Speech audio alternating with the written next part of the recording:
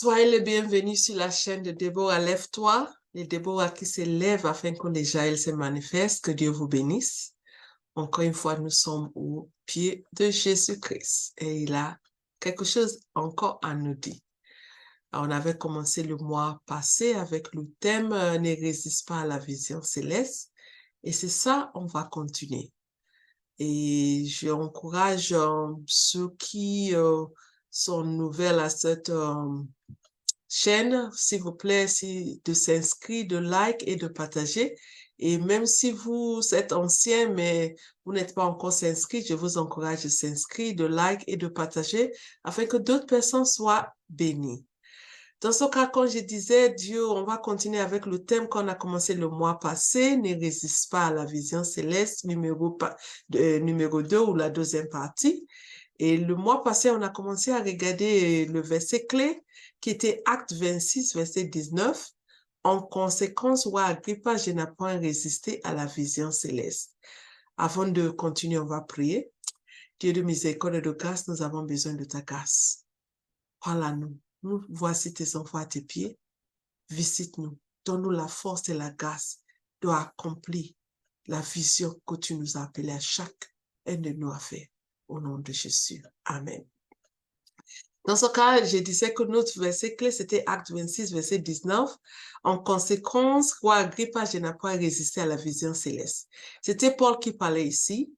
Et on a vu que chaque chrétien, si tu es né de nouveau, tu as une vision. Ta vision est différente de ma vision est différente de ta vision, mais chaque personne, chaque chrétien a une vision céleste. Et peut-être tu te dis, moi, je ne suis pas comme Paul, je ne suis pas apôtre, je ne suis pas pasteur, je ne suis pas prophète, je ne suis pas enseignant, je n'ai pas de titre.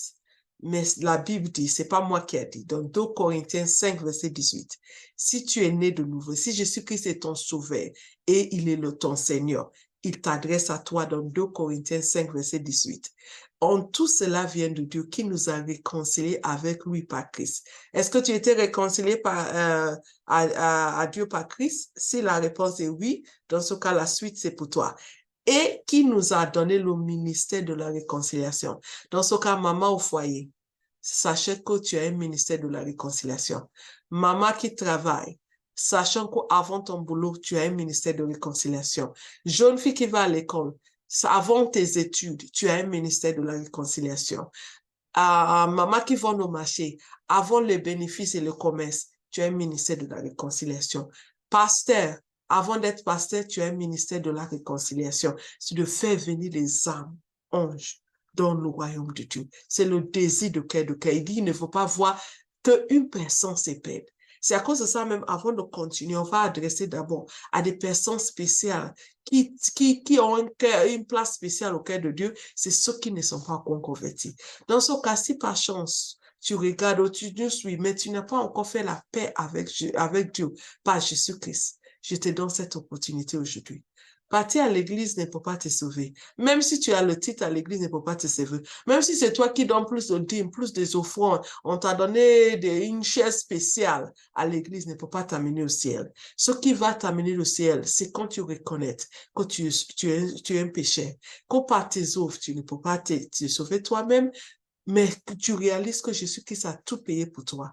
Il a pris ta place, il a pris ma place à la croix, et tu réalises que tout ce qu'il a fait, c'est pour toi, et que tu crois en lui de tout ton cœur, et tu confesses de ta bouche qu'il est sauveur et qu'il est Seigneur, et que tu l'acceptes, et là, tu seras sauvé. Dans ce cas, j'adresse à ce peuple spécial qui a une place spéciale au cœur de Dieu. Parce que Jésus-Christ est venu pour chercher ceux qui étaient perdus. C'est sa mission. Et dans ce cas, nous sommes ses porte-parole. Dans ce cas, il m'envoie, il parle à travers de moi pour dire qu'il frappe à la porte de ton cœur. Aujourd'hui, tu as entendu. Ne tarde pas. Ouvre la porte et lui, il va venir dans ton corps, dans ton cœur. Dans ce cas, je m'adresse à ces personnes. Première personne d'abord. Si tu veux accepter Jésus-Christ comme ton sauveur et comme ton Seigneur, répétez cette prière avec moi. Dis, Seigneur Jésus, je te demande pardon. Je réalise que je suis un pécheur, que par ma propre force, par mes actes, par mes biens, je ne peux pas être sauvé. Et je viens à toi. Parce que c'est toi, ton sang qui est vrai pour laver mes péchés. Pardonne-moi, papa, j'ai péché contre toi. Et aujourd'hui, je crois en ton nom. Je t'accepte comme mon sauveur et comme mon Seigneur. Viens règne dans ma vie. Au nom de Jésus. Amen. Si tu as répété cette prière avec moi, c'est vrai que c'est simple, mais c'est puissant. Tu es sauvé. Je vais prier pour toi maintenant. Seigneur, je te présente tes enfants qui viennent juste t'accepter en tes mains. Saint-Esprit, fille en haut, réveille-toi en haut. Dirige-les dans une bonne église où ils seront nourris et grandis pour être des disciples de Jésus-Christ, des photocopies de Jésus-Christ. Que tu les bénisses, que tu les soutiens au nom de Jésus. Amen. Si tu as fait cette prière avec nous, nous ne sommes pas une église, nous sommes une mission parce que Déborah Lève-toi fait partie de cette mission évangélique, le Sycomore, qui est une agence missionnaire. Tu peux nous envoyer un email ou tu peux nous envoyer un message. On a tous nos contacts sur nos sites www.sycomoremonde.org et là, on peut vous connecter avec une église ou on peut vous envoyer des informations, des littératures qui va vous aider à grandir. Dans ce cas, n'hésitez pas à nous connecter. Que Dieu vous bénisse. Dans ce cas, toi-même qui venais juste d'accepter Jésus-Christ, Jésus-Christ a donné, je relis 2 Corinthiens 5, verset 18. En tout cela vient de Dieu qui nous a réconciliés avec lui par Christ. Toi-même qui venais juste d'accepter Jésus-Christ, tu viens juste d'être réconcilié à Dieu par Christ, ça te concerne maintenant. Et qui nous a donné le ministère de la réconciliation. Dans ce cas, toi aussi, tu as une vision céleste. C'est à toi de demander à Dieu de te montrer, Seigneur, tu m'as sauvé. Pourquoi tu m'as sauvé? Qu'est-ce que je dois faire pour toi, pour que les âmes puissent venir à Jésus, pour que ceux qui sont tombés puissent être élevés, ceux qui sont fatigués puissent être fortifiés, afin que nous tous, on puisse finir cette marche avec le Seigneur. Dans ce cas, on a vu que nous tous, on est créés dans un but pour accomplir un but. Nous tous, il n'y a pas quelqu'un qui est venu pour accompagner des autres. Il n'y a pas quelqu'un qui est venu pour faire un voyage oisif sur la terre. Nous tous, on est créés pour un but, pour accomplir un but. Et depuis le mois passé, on était en train de regarder les choses qui peuvent nous pousser à résister à la vision céleste. Il ne faut pas qu'on oublie qu'on vive dans un monde déçu, malgré qu'on est sauvé, on est toujours sur cette mort jusqu'à ce qu'on est mort ou je suis revenu pour. Dans ce cas, il y a des situations qui peuvent se présenter, qui risquent, si on ne veille pas, qui peuvent nous pousser à résister à la vision céleste. On avait regardé le mois passé la peur, les difficultés de la vie. Et on avait regardé Codirante. On avait regardé ça. Si tu n'as pas encore regardé la première partie, je t'encourage de vraiment suivre la première partie. Maintenant, aujourd'hui, on va continuer la deuxième partie et avec le point numéro 3. Quelles sont des choses, le point numéro 3, qui peut nous pousser à résister à cette vision céleste? C'est le désir de posséder. On vit dans un monde maintenant, c'est comme si tout le monde est en course. Tout le monde veut posséder des choses, des maisons, des richesses, l'argent, des bonnes choses. Tout ça, là, Dieu n'est pas contre des bonnes choses pour nous. Mais il doit avoir des ordres, des bonnes choses dans la vie doivent avoir des ordres bien précis. Dieu a dit, cherchez premièrement le royaume de Dieu et toute la justice et toute autre chose. Dans ce cas-ci, de toute autre chose vient devant, là, alors il y a un problème.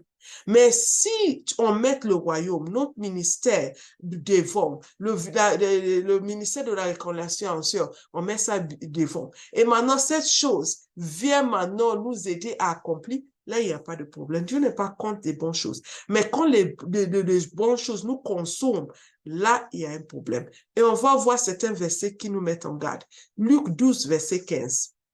Il dit, puis il a dit, gardez-vous avec soin de toute soif de posséder, car la vie d'un homme ne dépend pas de ses biens, même s'il est dans l'abondance. Dieu nous dit de nous garder.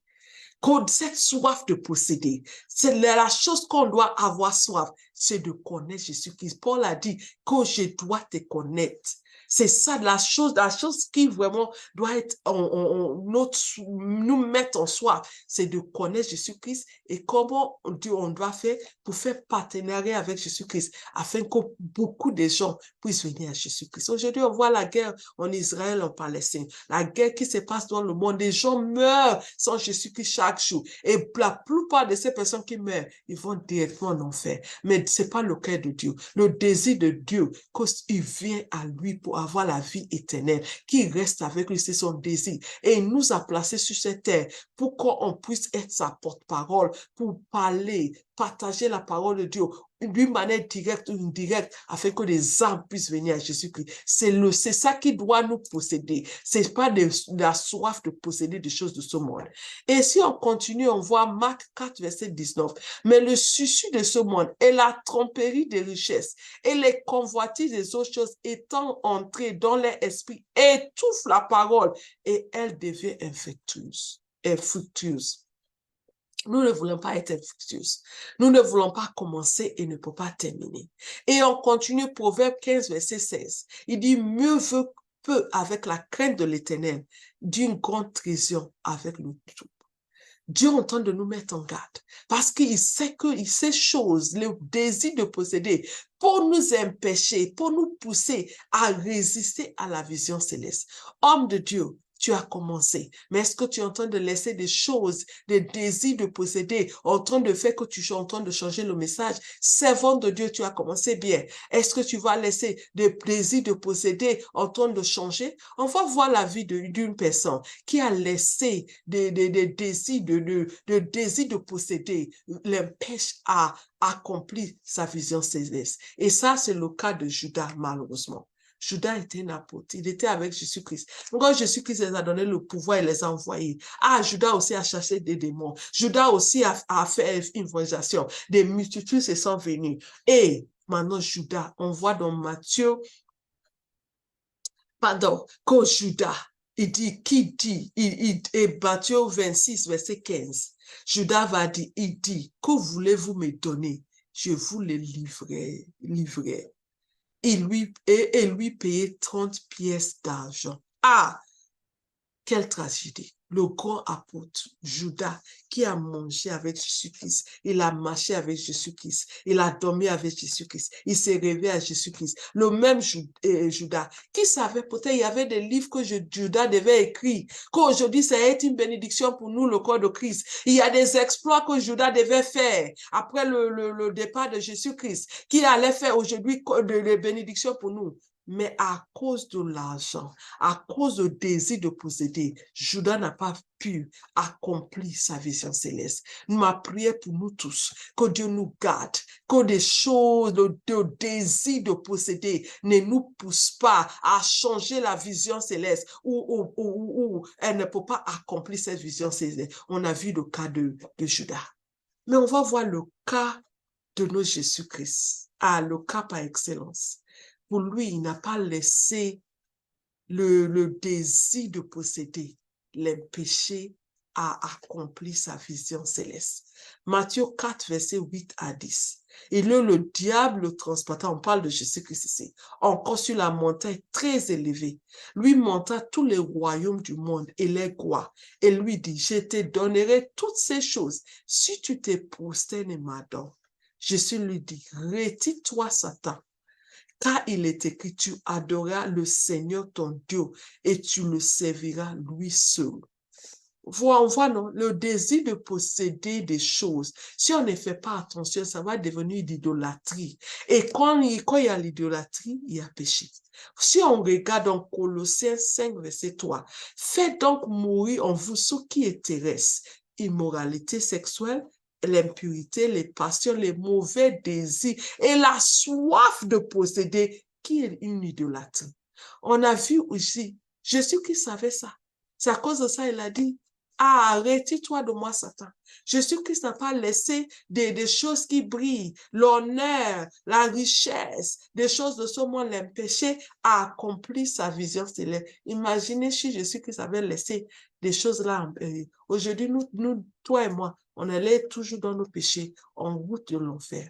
Mais grâce, on dit merci à Dieu. Jésus-Christ n'a pas laissé des désirs de posséder. Ah, maintenant, d'un péché de vue, à cause de la Bible a dit, Dieu a élevé son nom. Il lui a donné un nom au-dessus de tout autre nom. Au nom de Jésus, tout genou fléchit et toute langue confesse Jésus qui est Seigneur. Mais il fallait que Jésus résiste au désir de posséder. Et nous aussi, qu'on résiste au désir de posséder, malgré les difficultés, malgré tout, et on accomplit notre vision céleste, Dieu même va nous récompenser. Parce que c'est pas un Dieu ingrat. Aujourd'hui, le monde montre comme, il faut faire vite, il faut essayer d'assurer ton avenir, il faut essayer d'assurer tout. Et des gens en train de changer leur vision, en train de modifier leur vision, en train de faire des choses. Toi, Dieu t'a appelé comme intercesseuse, mais tu as vu quoi, intercesseuse, là, il n'y a pas de honoranium, il n'y a pas de bonnes choses. Non, non, je deviens prophète,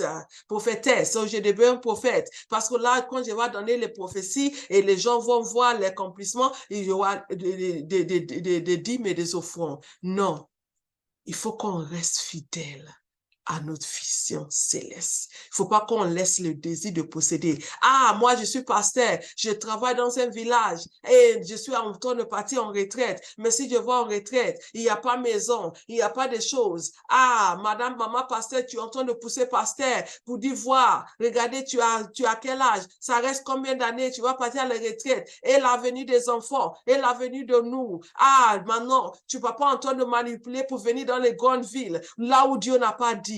Parce qu'il le désir de posséder. Maintenant, va le pousser comme Judas. Il va faire que maintenant, il va rater ce que Dieu fait. Servant de Dieu. Dieu est un Dieu fidèle. J'ai dit toujours qu'au crédit ne reste pas sur la tête de Dieu. Si Dieu là, quand il nous appelle, il sait comment nous récompenser. Jésus-Christ, il était récompensé. Quand il n'a pas pris la richesse de Satan, il a attendu son temps. Il était humilié jusqu'à la mort la plus honteuse, qui est la mort à la croix. Mais aujourd'hui, c'est son nom qui est au-dessus de tout autre nom. Servant de Dieu, je t'encourage. Femme de Dieu, je t'encourage. Homme de Dieu, je t'encourage. Ces jeunes filles, je t'encourage. Ne laisse pas le désir de posséder des choses de ce monde t'empêche, te pousse à résister à la vision céleste. Parce que le Dieu qu'on sait, c'est un Dieu de récompense. Dans ce cas, le quatrième point, on a vu que le désir de posséder pour nous pousser à résister à la vision céleste. Maintenant, le cinquième point, le péché. Le péché pour nous empêcher le péché qu'on nous poussait à résister à la vision céleste. Et on va voir vraiment le cas de Samson.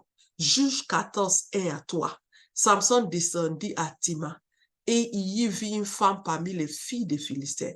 Lorsqu'il fut remonté, il déclara à son père et sa mère et dit, j'ai vu à Tima une femme parmi les filles des Philistins. Prenez-la maintenant pour ma femme. Son père et sa mère lui disent, n'y a-t-il point de femmes parmi les filles et des frères, des filles de tes frères et de tout notre peuple, que tu ailles prendre une femme chez les Philistins qui sont circoncis? Et Samson dit à son père, prends-la pour moi, car elle me plaît. On a vu le péché a commencé comme ça. Samson qui avait une vision céleste de libérer les enfants d'Israël de l'oppression des Philistins. Dieu l'avait établi. Dieu lui avait donné à ses parents pour que par sa main de Samson, des Philistins puissent connaître la colère de Dieu, la défaite. Maintenant, c'est Samson qui a vu parmi eux, c'est là il veut prendre femme. Servante de Dieu, tu as attendu, le mariage ne vient pas. Tu sais que tu as une vision céleste. Mais tu vois l'homme. Tu sais que l'homme ne peut pas t'aider à accomplir cette vision céleste. Mais tu dis, l'âge passe, le temps passe. Et maintenant, comme Samson, tu as commencé à regarder vers le camp de l'ennemi. Et tu dis que tu connais la parole de Dieu, là, dit que qu'il y a-t-il entre la lumière et le ténèbre. Il n'y a rien de commun. C'est ça, Samson a commencé. Maintenant, quand j'ai dit, voilà encore le péché, si on ne traite pas au début, maintenant, ces femmes, ils voulaient partir pour nous. Et maintenant, si on saute, on va dans Juge 16, verset 1. Maintenant, Samson partit pour Gaza et il vit une femme prostituée et il entra chez elle. Il n'a pas compris la leçon la première fois. Ses parents lui ont dit, il a insisté, les parents sont partis, son beau-père lui a joué le jeu, on n'a pas donné la femme. Le problème est sorti là-bas. Maintenant, il n'a pas encore appris sa leçon. Il est maintenant, chapitre 16, verset 1, il a vraiment rentré dans un autre stade du péché. Maintenant, il entra chez une prostituée. Et Samson, maintenant, qui était destiné à vraiment tuer les Philistins, qui était destiné à maltraiter les Philistins. Vois dans chapitre 16, verset 21. Les Philistins le saisit et lui crevaient les yeux. Et il le fit descendre à Gaza. Et il lit avec des chaînes d'airain. Il tournait la moule dans la prison. Ah, Seigneur, aide-nous. Samson, il avait une vision céleste. Vision céleste, c'était pour détruire des Philistins. Mais maintenant, parce que d'abord, il a décidé de se marier avec là où il ne devait pas se marier. Homme de Dieu, tu as attendu le Dieu pour ton mariage. Et tu as vu maintenant, tu as commencé à calculer, ah, si j'ai marié la sœur là, elle chante bien, elle va m'aider dans le ministère et tu es sûr que c'est pas elle. Même si elle est chrétienne, mais tu sais que c'est pas elle que Dieu veut. Mais tu veux aider Dieu pour aider le ministère, on n'aide pas Dieu. Quand Dieu appelle là, il s'occupe de tout ce qu'on a besoin. Dieu nous a déjà pourvu pour l'œuvre de Dieu. Maintenant, de là, maintenant, il a désobéi. Il a commencé chapitre 14. Maintenant, nous sommes chapitre 16. C'est maintenant le péché, il rentre maintenant chez une prostituée. Et on rentre dans le verset 21. Samson n'a plus des yeux maintenant. La grâce de Dieu, l'Esprit de Dieu l'a quitté. Ah, le péché, pour nous pousser à résister à la vie. Ça nous empêche même à accomplir nos visions célestes. Dans ce cas, Dieu nous interpelle. Et quand on dit péché ici, ce n'est pas seulement les péchés sexuels. Le vol, c'est un péché. Le mensonge, c'est un péché. Des hypocrisies, des ruses qu'on fait. Aujourd'hui, il y a tellement de ruses dans le corps de Christ. Tout ça, là, c'est des péchés. Mais Dieu nous interpelle. Et si tu te trouves dans un péché aujourd'hui, et tu sais que le péché a commencé à t'empêcher à faire. La Bible dit, Samson s'est levé comme les autres jours. Il ne savait pas que l'Esprit de Dieu l'avait quitté. Dieu est un Dieu qui est lent à la passion. Il est un Dieu miséricordieux. Mais il n'approuve pas le péché. Mais il nous donne le temps de se reporter. Comme Samson. Si on continue ce verset, on a vu que ses cheveux ont poussé avec le temps. Et Samson a demandé à Dieu, Seigneur, que je meure avec les Philistins. Et Dieu lui a donné une deuxième chance. Dans ce cas, si tu te trouves dans le péché t'a empêché, ou peut-être dans un mariage que toi-même, tu sais que Dieu t'a pas dit de rentrer, c'est à toi de créer à Dieu. Dieu, c'est un Dieu de deuxième chance. Et un Dieu de 1000 chances. Crée à Dieu. Peut-être tu as manipulé, maman, tu as aidé papa à manipuler pour arriver dans ce poste à l'église. Ou tu sais que c'est pas le Dieu qui l'a mis là-bas, c'est dans les manipulations. Ah, c'est à vous de retourner à Dieu. Pleurer devant le Seigneur. Ou peut-être tu es tombé dans le péché. Ne cache pas le péché. Le péché, il grandit dans le noir. Fais exposer, repentir, demande pardon à Dieu. Et comme Samson, crée à Dieu et revenir à lui.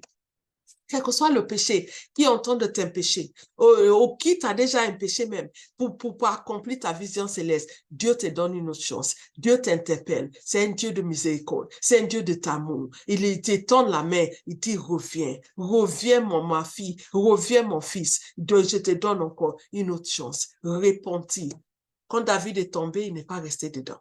Il s'est repenti. Et Dieu l'a restauré. Dieu est un Dieu de restauration. Dans ce cas, si tu te trouves là où c'est le péché en train de t'empêcher, ou tu es tenté de tomber dans le péché, prends garde. Parce que le péché va nous empêcher, va nous pousser à résister à notre vision céleste. Dans ce cas, le quatrième point, c'était le désir de posséder des choses de ce monde. Le cinquième point, c'est le péché. Et on voit ici, on va voir maintenant, on a vu le cas sur le péché, le cas, la personne qui, le péché l'a empêché accompli. Maintenant, on va voir un autre cas maintenant où la personne n'a pas laissé le péché l'empêcher à accomplir sa vision céleste. Si on voit dans Genèse 39, versets 7 à 10, on voit le cas de Joseph. Après ces choses, il arrive que la femme de son maître porta les yeux sur Joseph et dit, couche avec moi. Il refusa et dit à la femme de son maître, voici, mon maître ne prend avec moi connaissance de rien dans la maison. Et il a remis entre mes mains tout ce qui lui appartient. Il n'est pas plus grand que moi dans cette maison. Et il m'a rien interdit excepté toi, parce que tu es sa femme. Comment ferais-je un aussi grand mal et pécherais-je contre Dieu? Quoiqu'elle parlait tous les jours à Joseph, il refusa de coucher après d'elle, d'être avec elle. On voit le cas de Joseph. Il se retrouve face à face avec le péché. Mais s'il avait accepté, si on va dans Genèse 45, verset 7, c'était là la vision céleste de Joseph. Dieu m'a envoyé devant vous pour vous faire subsister dans le pays et pour vous faire vivre par une grande délivrance. Dieu a donné une vision céleste à Joseph pour sauver Israël, pour garder Israël, parce que Dieu va utiliser Israël et sa famille pour être ce peuple, afin que Jésus-Christ puisse venir pour sauver l'humanité. Mais Dieu savait que la famille va venir. Dieu dit, OK, ta vision céleste de Joseph, je t'envoie aux Égypte. Tu vas te donner la sagesse, tu vas donner tout ça à Pharaon pour préserver la vision céleste, c'était pour préserver Israël et le peuple d'Israël. Jacob et le peuple Israël. Mais si Joseph avait accepté la proposition de la femme de Potiphar, il n'allait pas accomplir sa vision céleste. Dans ce cas, on voit ici que lui, il a résisté. La Bible dit, c'était pas une fois, c'était pas deux fois, c'était pas trois fois. Elle a dit, quoi qu'elle parle tous les jours à Joseph, il refusa de coucher auprès d'elle, d'être avec elle. Il a résisté. Et parce qu'il a résisté, quand on continue Genèse 47, verset 7, il a pu accomplir sa vision céleste qui est de sauver la maison de son père et toutes les familles, et Israël était préservé. Jeune fille, peut-être Dieu t'a gardé parce qu'il sait que c'est pas toi, ton mariage qui t'est gardé pur, marié dans le Seigneur, c'est pas toi, il va faire sortir un grand homme de Dieu. Ne regarde pas les choses qui brillent là-bas ou à l'université, autour de toi. Et tu vois, tu dis, ah, toutes mes camarades m'ont laissé, elles sont déjà avancées. Avancées où dans le péché? Avec le péché, même quand on pense qu'on avance, on recule. Mais quand on est dans la purité, la sainteté, même si le monde dit qu'on recule, avec Dieu, on avance. Parce que Dieu, le Dieu qu'on sait, il sait comment nous donner des années qu'on a déjà perdues. Dans ce cas, lui, il peut changer les situations dans 24 heures. C'est à cause de ça, on doit lui faire confiance. Servant de Dieu. Quelle est la vision que Dieu t'a donnée? Il y avait une histoire, une servante de Dieu. Dieu lui a donné une belle voix. Dieu lui a donné une grande vision pour dire que tu vas chanter dans le monde. Mais elle était dans l'église. Même l'église, même, on ne lui donne pas de chanter devant. Elle chante derrière. Et maintenant, quelqu'un lui a connecté avec un homme de Dieu, un chant, un grand chant. Mais la personne voulait qu'elle compromette sa foi pour pouvoir accomplir l'œuvre de Dieu. Mais grâce à Dieu, elle a résisté. Le temps a passé, mais Dieu a accompli. Dans ce cas, si Dieu, quelle que soit la vision que Dieu t'a dit, c'est peut-être tu vas entendre dire, ah, ça prend du temps. Avec Dieu là, Dieu est jamais en retard. Comme je sais, c'était comme, ah, ses frères d'abord l'ont vendu. Il est devenir vendu comme esclave à Potiphar. de Madame Potiphar a créé problème. Il est rentré en prison pour un crime qu'il n'a pas commis. Mais tout ça là, c'est comme si, ah Dieu, c'est pas toi qui m'as montré tout ça là. Mais Dieu était en schedule. Ah, le Dieu conseil, il est toujours en schedule, même quand on pense qu'on recule. Comment la route du palais, est-ce que c'est le prison? Avec Dieu là, il fait un chemin, il n'y a pas un chemin. Dans le prison, c'est là-bas, il a fait route pour le palais pour Joseph. Dans son cas, servant de Dieu, homme de Dieu, là où tu es, quand l'ennemi est en train de te montrer que, ah, là où tu es, la vision que Dieu t'a donnée, la vision céleste ne peut pas accomplir. Et l'ennemi est en train de te faire compromettre un peu. Non, résister, comme Joseph, accroché à Jésus-Christ, accroché parce que celui qui a fait la promesse est fidèle. Dans ce cas, le 5e point, c'est le péché. On ne doit pas laisser le péché nous empêcher à accomplir notre vision céleste. Et le 6e point, vraiment, je veux tarder là-dessus, c'est les persécutions. Les persécutions pour nous pousser à résister à notre vision céleste. Et je veux parler aussi des persécutions internes et les persécutions externes.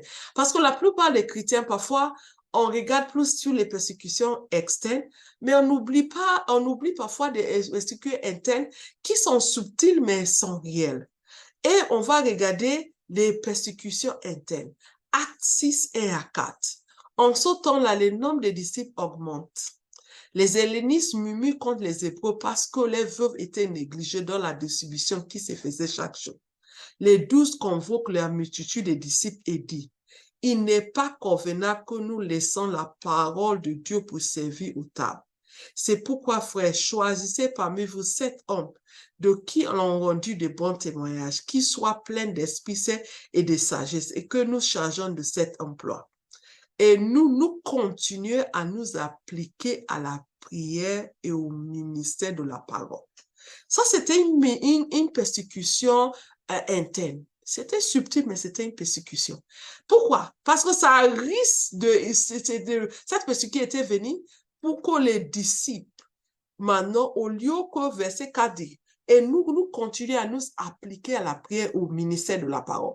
La persécution était venue, il y avait des murmures entre les hellénistes et les époux, et maintenant l'ennemi voulait pousser les disciples, maintenant de laisser ce que Dieu les a appelés de faire. Ils vont faire toujours quelque chose dans la maison de Dieu, hein, mais ce n'était pas ce que Dieu les avait demandé de faire. Et cette persécution interne est subtile et beaucoup de chrétiens tombent là-dessus. Où tu es en train de faire l'œuvre de Dieu, hein, mais tu n'es pas en train de faire exactement la vision céleste. La vision céleste, c'est qu'il s'occupe à la prière et au ministère de la parole afin que d'autres personnes puissent venir. La Bible dit chaque jour, le nombre est ajouté. Chaque jour, le nombre est ajouté. Et les prières et le ministère de la parole fait grandir les disciples. Dieu nous a appelés aller et faire des disciples, des nations des disciples. Mais maintenant, ceux qui sont disciples, il y a une situation. Si des disciples maintenant, des apôtres, ont oublié ça, maintenant ils vont regarder maintenant pour servir table, hein? Ils vont oublier les visions célestes. Et cette persécution est subtile, interne est là, mais c'est subtil. Dans ce cas, nous aussi, on ne doit pas nous laisser, comme les apôtres, ils ne sont pas laissés non, nous, on ne peut pas laisser la vision céleste que Dieu nous a donnée. C'est vrai qu'ils vont continuer de faire dans la maison de Dieu l'œuvre de Dieu, qui est de servir table, qui n'est pas mauvais, mais ce n'était pas la vision céleste. Servant de Dieu, est-ce que tu es là où Dieu t'a dit d'être? Et est-ce que tu es en train de faire exactement ce que Dieu t'a dit de faire? Ou tu es en train de faire à peu près? C'est vrai, c'est servir de Dieu. Servir table, c'est pas mauvais. Des disciples ont fait et Dieu les a utilisés puissamment, mais ce n'était pas leur vision céleste. Dans ce cas, les persécutions pour nous pousser à oublier, à résister à nos visions célestes, malgré qu'on nous sommes en train de faire l'œuvre de Dieu, mais ce n'est pas la vision céleste. Vraiment que Dieu nous aide. Qu'on ne soit pas en train de faire l'œuvre de Dieu, mais pas la vision céleste que Dieu nous a montrée. On voit ici que Paul ne s'est pas laissé.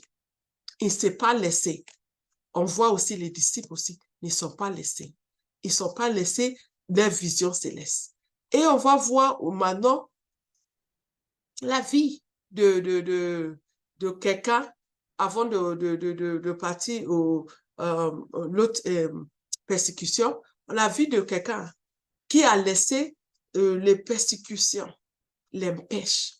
2 Timothée 4, verset 10. C'est Paul qui parle ici. Car Damas m'a abandonné pour amour pour le siècle présent. Il est parti pour Thessalonique. Census est allé en Galatie, Tite à Dalmatie. On voit qu'il était un bon disciple. Il a commencé la marche, le travail, sa vision céleste. Il avance, il avance.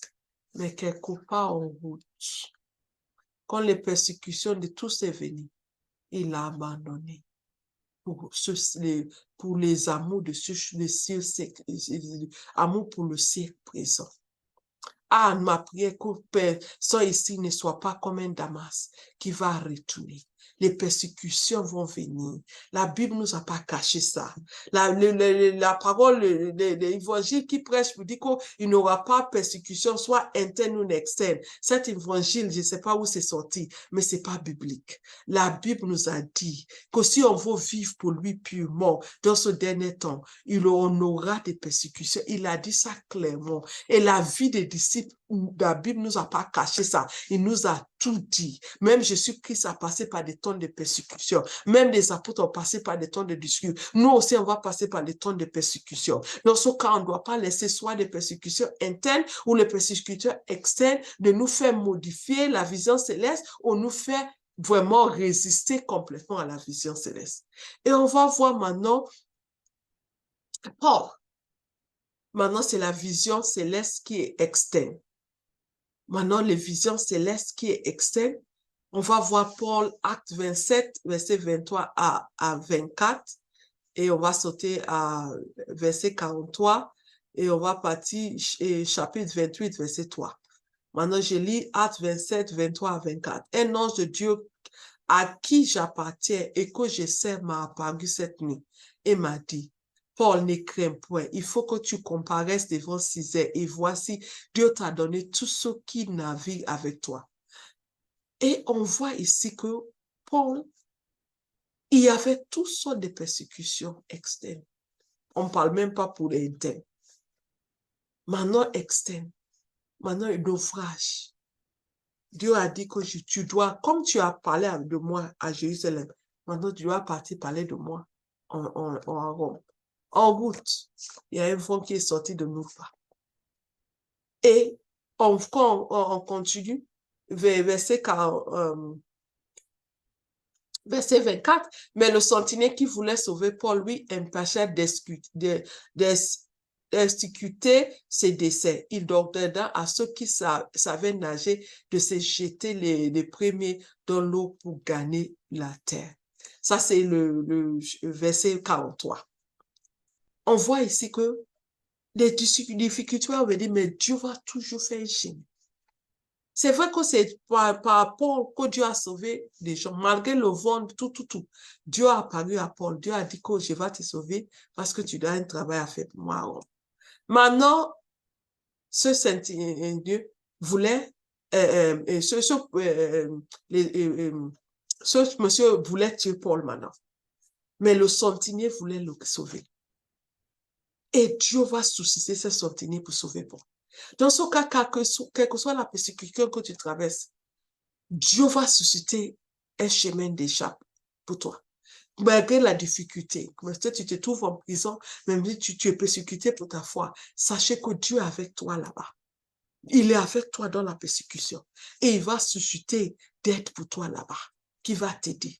C'est dans là où la mort était en train de chercher la vie de Paul. Dieu va susciter ce sentinelle pour l'aider. Dieu va envoyer ses anges. Et quand on voit acte 28, verset 3, Paul ayant ramassé une tasse de broussailles et l'ayant mis au feu, une vipère en sortit par l'effet de la chaleur et s'attachait à sa main. Maintenant, Paul sort du naufrage. Il va, maintenant Dieu les sauve. Il se trouve sur cette île. Regardez une vipère maintenant qui va venir pour tuer Paul. C'est comme c'est une persécution est autre. Une persécution est autre. Mais, tu vois, non? La Bible dit, Paul a secoué seulement sa main. Et mais Dieu l'a gardé. Quelle que soit la persécution, est-ce que c'est la maladie? Est-ce que c'est le prison? Est-ce que c'est tout ce qui se tourne contre toi, la nature même qui quitte toi? Dieu nous dit qu'il est avec nous là-bas. Il est avec nous là-bas. Paul a pu accomplir sa vision. Paul a pu arriver là où que Dieu veut qu'il arrive, malgré toutes les difficultés. Quand on regarde Acte 28, 16 à 20 et verset 24, lorsqu'il nous fut arrivé à Rome, il fallait que Paul arrive à Rome. Malgré les difficultés, Dieu est fidèle. Il va nous garder jusqu'au bout. Paul a pu arriver à Rome. On a permis à Paul de demeurer ensemble et en particulier avec un soldat qui le gardait. Au bout de 3 jours, Paul convoqua les principaux des Juifs et quand il fut réuni, il a adressé ses paroles. Hommes, frères, sans avoir fait rien contre le peuple ni contre les coutumes de nos pères, j'ai été mis en prison à Jérusalem et livré de là entre les mains des Romains. Mais les Juifs s'y s'opposaient et j'étais forcé de m'appeler à César, n'ayant du reste aucun décès accuser ma nation.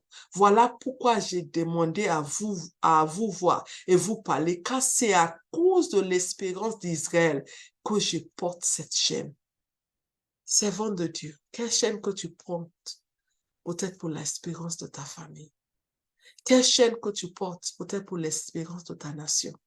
Homme de Dieu, tu fais le travail, l'église ne grandit pas, les choses n'avancent pas, même pour manger peut-être c'est difficile. Dieu m'envoie pour te dire, ne laisse pas les persécutions te pousser à abandonner ta vision céleste. Tiens bon, Dieu est avec toi. Peut-être c'est à cause de ça que tu enchaînes. Jeune fille, tu es là, tu vis pour Dieu et l'âge avance et l'ennemi est en train de te dire, ah, Dieu est infidèle. Non, Dieu est fidèle. Paul a dit, c'est à cause de l'espérance d'Israël que j'ai porté cette chaîne. Continue. Et si on continue, il dit, c'est les gens furent persuadés parce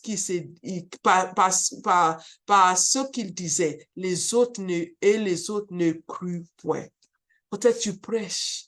Les personnes ne reçoivent pas. Ne sois pas découragé. Continue. Verset maintenant, le dernier verset. Paul demeura 2 ans entiers. C'est verset 24, acte 28, verset 24. Paul demeura 2 ans entiers dans une maison qu'il avait louée. Et il recevait tous ceux qui venaient le voir, prêchant le royaume de Dieu et enseignant ce qui concerne le Seigneur Jésus-Christ en toute liberté et sans obstacle.